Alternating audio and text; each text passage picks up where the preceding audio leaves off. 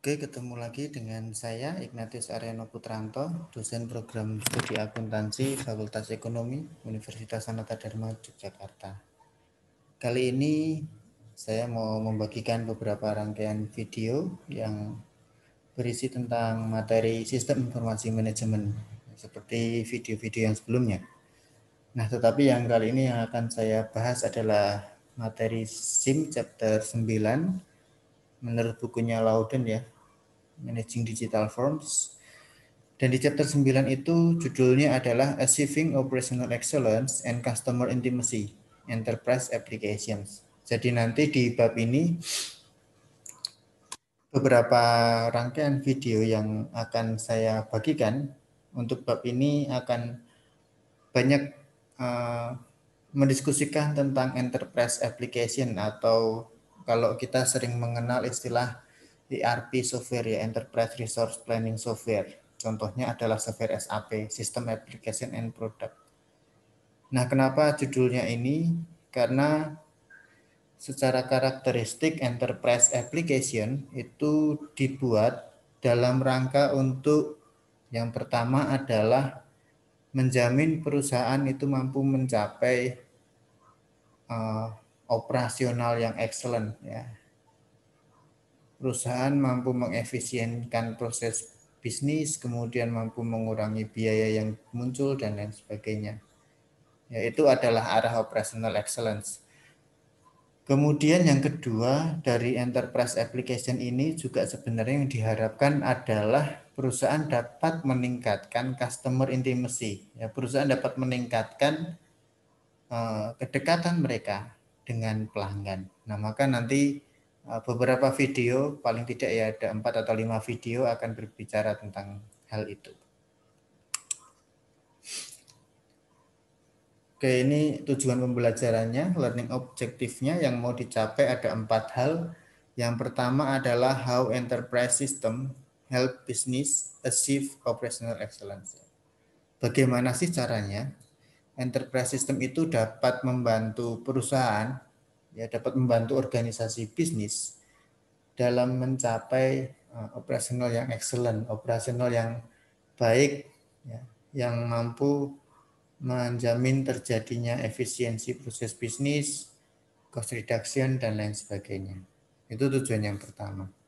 Kemudian tujuan pembelajaran yang kedua adalah untuk menjawab pertanyaan how do supply chain management systems coordinate planning, production, and logistics with suppliers. Bagaimana caranya sistem manajemen rantai pasokan supply chain itu mampu mengkoordinasikan beberapa hal yaitu perencanaan, produksi, dan logistik ya. Terutama terkait antara hubungan perusahaan dengan pemasok. Sehingga nanti yang akan dibahas di poin yang kedua ini ya kita akan kembali diingatkan supply chain itu apa, kemudian bagaimana nantinya supply chain ini bisa menjadi lebih efisien ketika menggunakan enterprise application. Oke, kemudian tujuan pembelajaran yang ketiga adalah untuk menjawab pertanyaan how do customer relationship management system help firms achieve customer intimacy. Bagaimana caranya sistem manajemen hubungan pelanggan itu dapat meningkatkan keintiman, kedekatan antara pelanggan dengan perusahaan. Jadi 92 dan 93 ini berkaitan antara hubungan perusahaan dengan pemasok dan hubungan antara perusahaan dengan pelanggan. Kemudian tujuan pembelajaran yang terakhir 9.4 diharapkan dapat menjawab pertanyaan what are the challenges that enterprise application pose and how are enterprise applications taking advantage of new technologies. Apa saja tantangan yang dihadapi oleh enterprise application itu sendiri? Ya, jadi nanti yang akan kita lihat adalah kalau perusahaan itu mau menggunakan enterprise application ini, mau menggunakan software ini, tantangannya apa saja yang akan dihadapi? Kemudian bagaimana enterprise application itu di era sekarang? Bagaimana enterprise application itu berkembang ya, dengan teknologi-teknologi baru yang ada di era saat ini. Maka nanti akan kita lihat bahwa salah satu pengembangan dari enterprise application di era sekarang, misalnya dengan adanya enterprise application yang berbasis cloud computing. Nah, itu adalah 4 pertanyaan yang diharapkan dapat dicapai ketika kita sudah bisa memahami chapter yang ke-9 ini.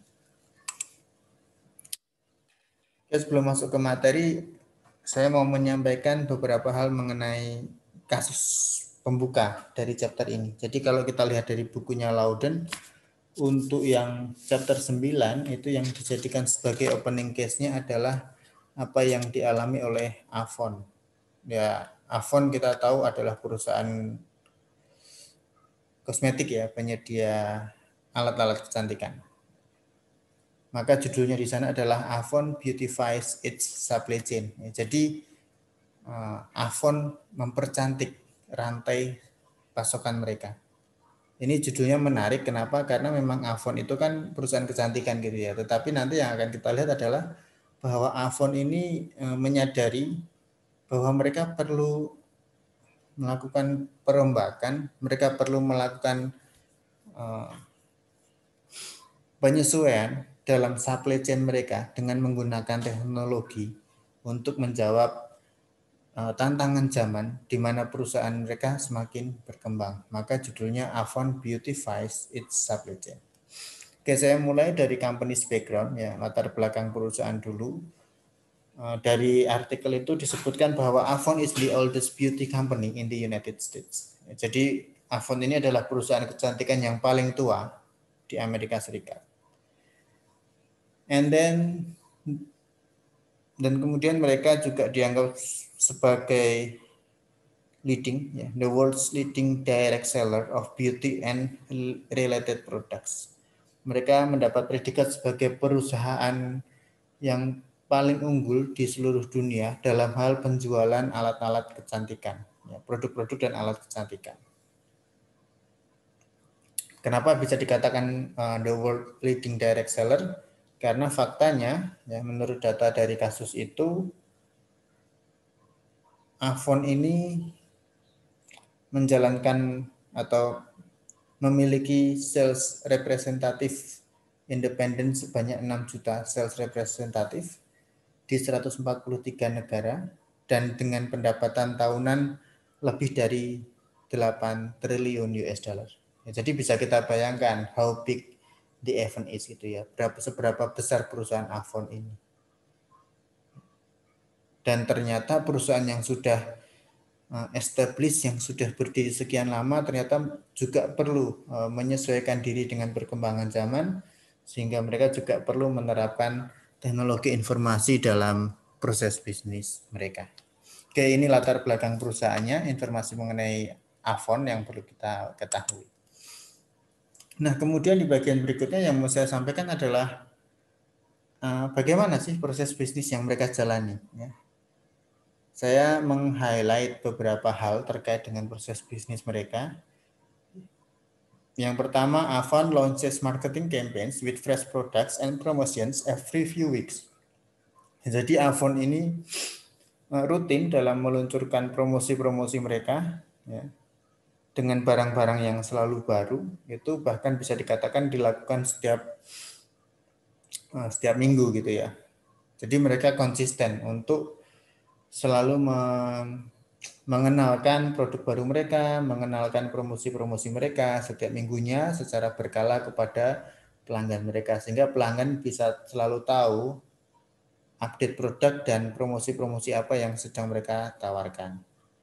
Oke, kemudian highlight saya yang kedua untuk proses bisnisnya Avon adalah Avon must be able to anticipate and react quickly to market trends and customer preferences. Jadi ketika kita mengatakan bahwa Avon ini adalah leading company, ya, perusahaan yang paling unggul dalam hal produk kecantikan, dan ternyata yang mereka lakukan dalam proses bisnis mereka adalah mereka itu selalu mengantisipasi dan bereaksi secara cepat ketika berhadapan dengan tren pasar dan preferensi customer yang mungkin berubah-ubah kan gitu ya. Jadi contoh misalnya kalau kita bicara lipstick misalnya.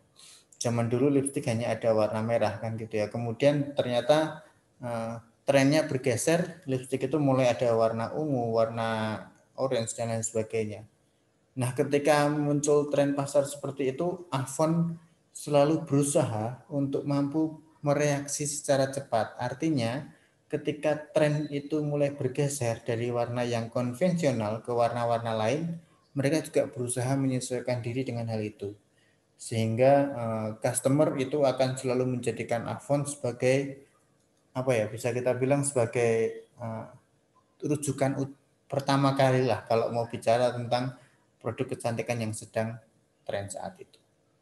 Karena yaitu karena Avon selalu berusaha untuk merespon perubahan pasar, perubahan preferensi konsumen dengan cepat.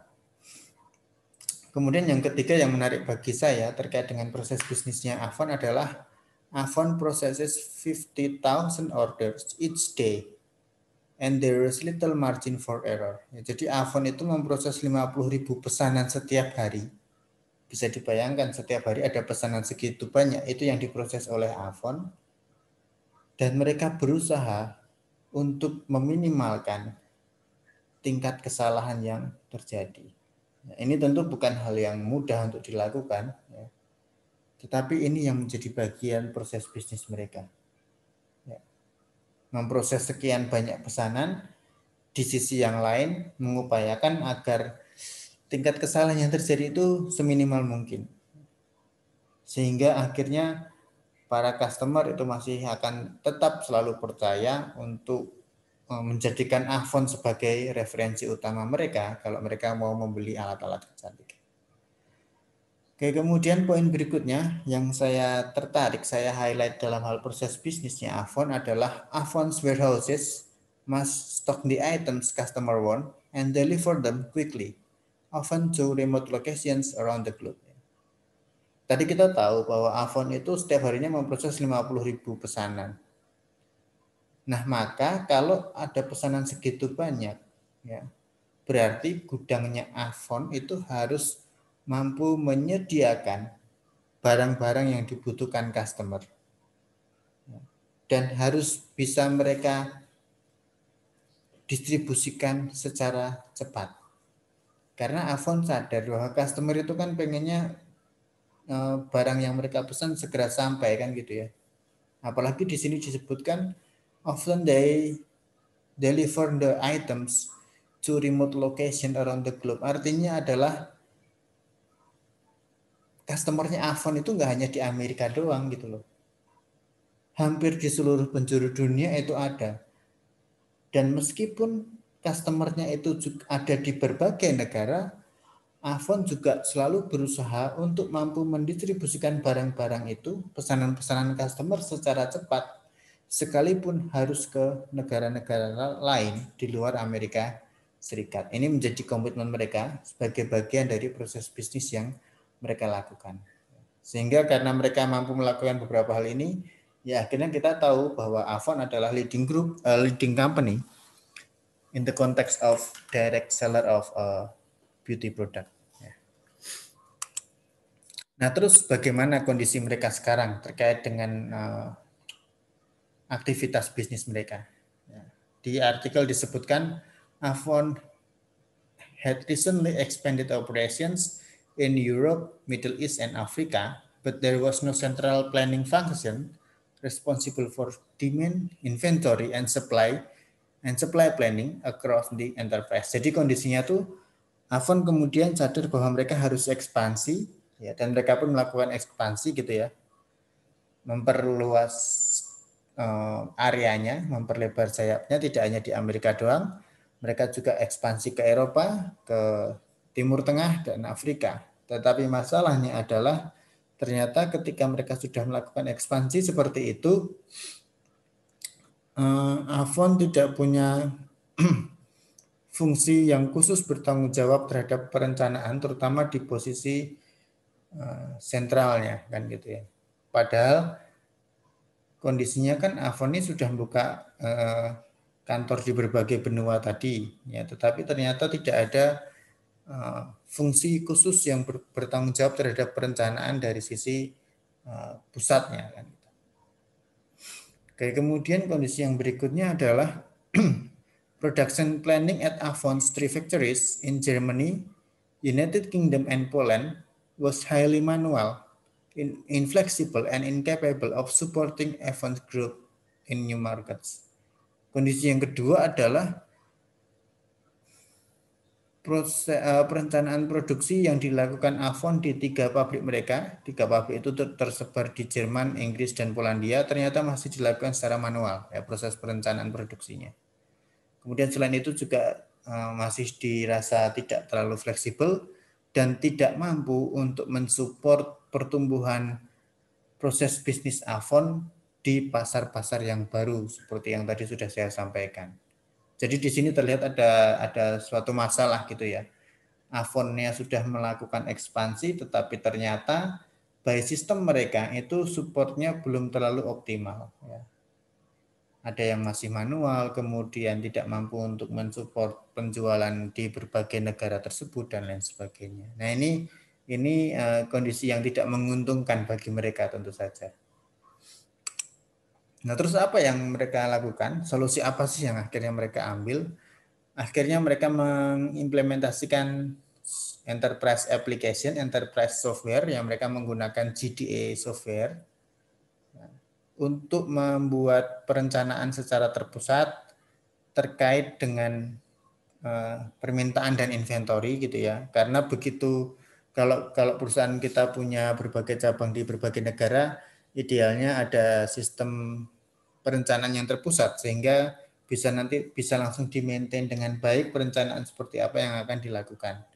Kemudian selain itu software yang dipakai Avon ini, CDA ini juga diharapkan dapat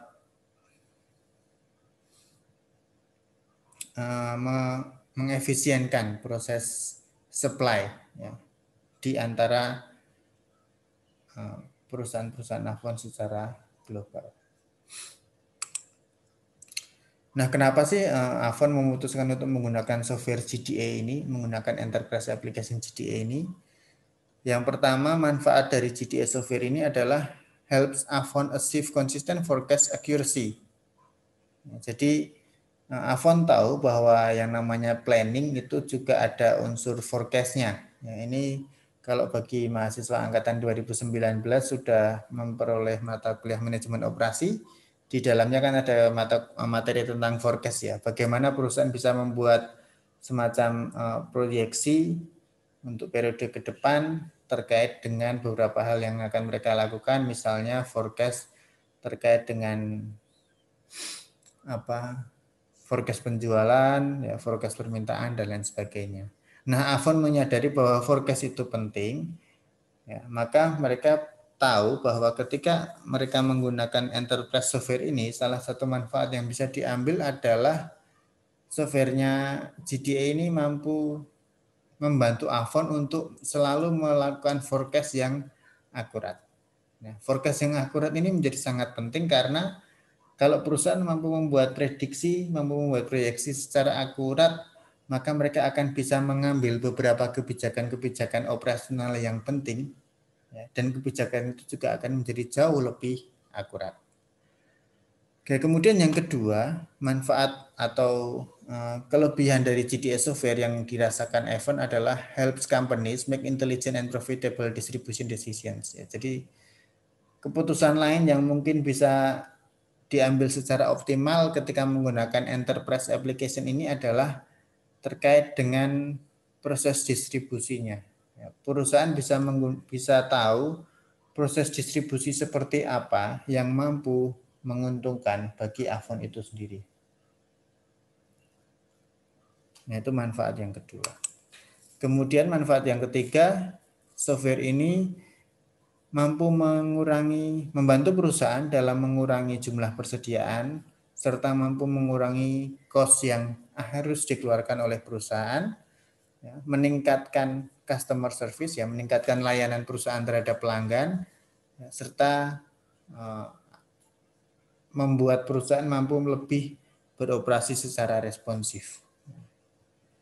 Kemudian manfaat lainnya adalah Avon can now streamline order processing across borders, and response more quickly to changes in customer demand. Ya, dengan menggunakan software ini, keuntungan lainnya adalah Avon dapat merampingkan proses pesanan ya, yang terjadi lintas negara, apalagi tadi kita sudah tahu bahwa Avon melakukan ekspansi hingga ke benua Eropa, kemudian ke negara-negara Timur Tengah dan benua Afrika. Serta software ini juga mampu membantu Avon dalam merespon secara cepat ketika terjadi perubahan-perubahan dalam hal permintaan pelanggan. Kan tadi kita paham ya bahwa permintaan pelanggan itu berubahnya bisa cepat, preferensi customer itu bisa berubah-ubah dengan cepat, dan Avon tetap ingin bisa merespon itu semua dengan cepat juga. Ya. Apa yang diinginkan customer, Avon akan selalu menyediakan. Itu yang mereka inginkan. Nah, ternyata dengan software application enterprise ini, quick respon itu, fast respon itu masih bisa dilakukan. Kemudian software ini juga memungkinkan Avon untuk bisa memenuhi kebutuhan pasar yang berbeda-beda, tetapi hanya dilakukan dengan satu sistem. Jadi dengan satu software ini, dengan satu software ERP-nya GDA ini, Avon bisa memenuhi apa saja yang dibutuhkan oleh saluran penjualan Avon di berbagai negara ketika mereka harus menghadapi preferensi customer yang berbeda-beda.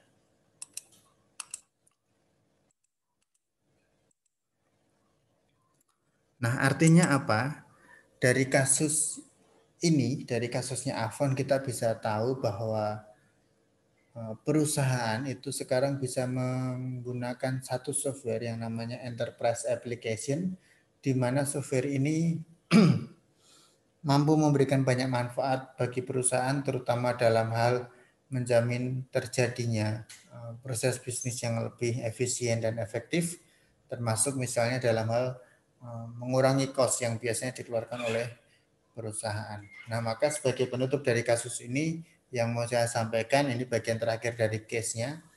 Di situ tertulis, Avon now has complete visibility into all aspects of its supply chain and will be able to enter new countries and markets much more easily. Jadi ketika Avon yang sudah sedemikian besar, yang sudah memiliki banyak pelanggan setia, mampu memproses banyak pesanan, ketika mereka menggunakan enterprise application ini, menggunakan ERP software dari GDA, ya, manfaat utamanya adalah Avon akhirnya mampu memiliki visibilitas yang lengkap ya, mengenai semua aspek yang mereka butuhkan dalam rantai pasokan. Nanti akan kita bahas secara teorinya ini ya, bagaimana rantai pasokan itu akan bisa menjadi lebih efisien ketika menggunakan enterprise application ini. Ya, kemudian di sisi yang lain, dengan menggunakan software ini, Avon itu mampu masuk ke negara-negara baru, mampu bikin pasar yang baru di berbagai negara dengan lebih mudah, tidak perlu memikirkan lagi masalah-masalah yang terjadi ketika aktivitas bisnis itu harus dilakukan lintas negara.